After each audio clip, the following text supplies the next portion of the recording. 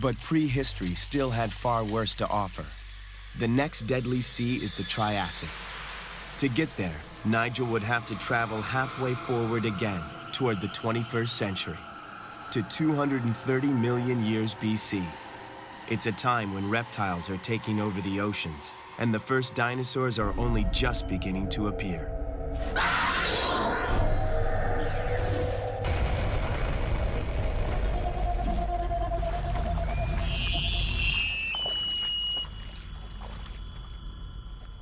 The Triassic Age represents a sea change for the monsters of the deep. For the first time, the most dominant creatures of the sea originated on land. They aren't sharks or shellfish or even mammals. Welcome to the age of the reptile.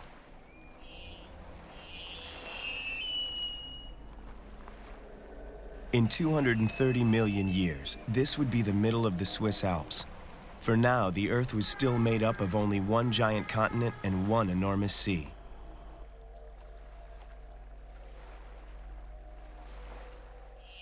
Reptiles dominate everywhere now. Winged reptiles, the pterosaurs, control the skies, while the future lords of the land, the dinosaurs, are just beginning to get a toehold on terra firma. But they're not much to look at yet.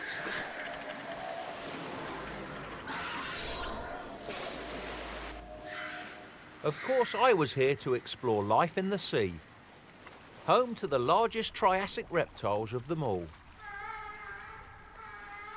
Fortunately, sea reptiles are easy enough to spot because they have to come up for air. My first sighting was a nothosaur.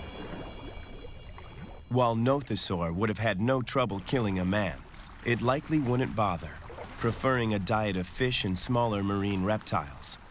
And yet there were larger reptiles in the ocean at the time that would have gladly torn Nigel to shreds.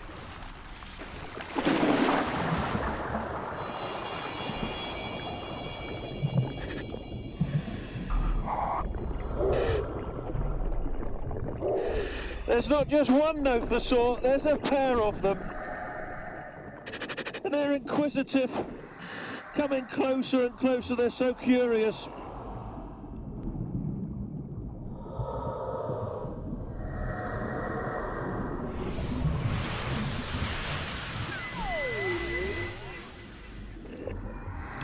You don't know how they're going to react.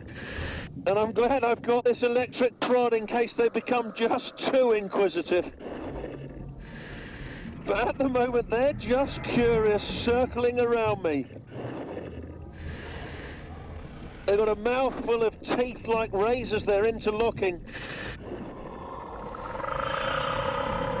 That would seem to me to be the perfect fish trap. None of the major predators of the age have any relatives in the 21st centuries. Although Nothosaurus is considered closest to a sea lion in its habits and behavior. And yet a Triassic ocean would be quite familiar to us in the 21st century. Apart from the marine reptiles, there were modern fish, including sharks, just not turtles or whales or dolphins. Nothosaurus can clamp their jaws closed with hydraulic force, but the muscles that open them are weak. Like all sea reptiles, they breathe air.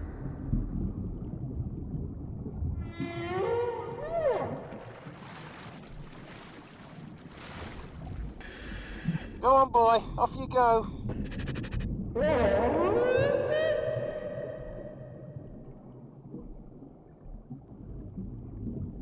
Also lurking in Triassic waters was one of the most preposterous creatures that ever lived, Tanystrophus. Up to 20 feet long, less than 1/4 of that was body, while it had the longest neck the laws of physics would allow. Its small head was also considered an asset, allowing it to sneak up on schools of fish that wouldn't notice the rest of it until it was too late.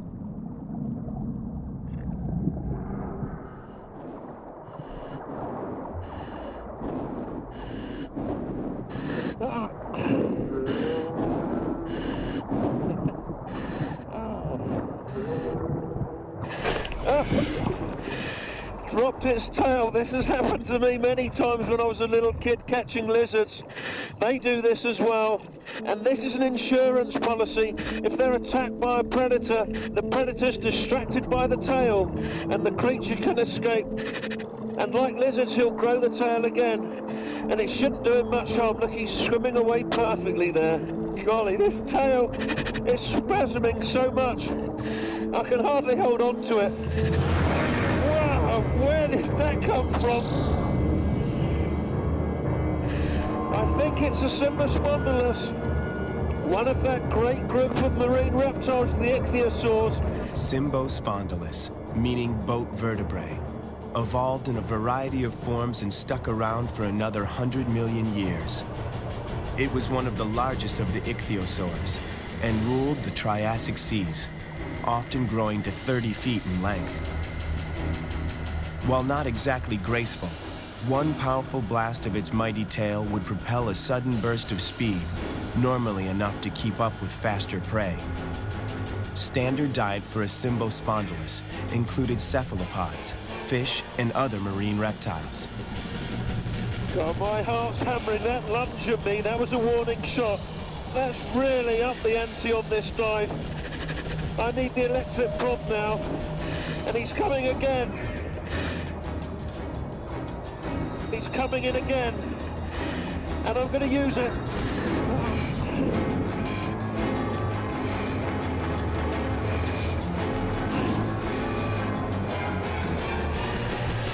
What a spectacular reptile.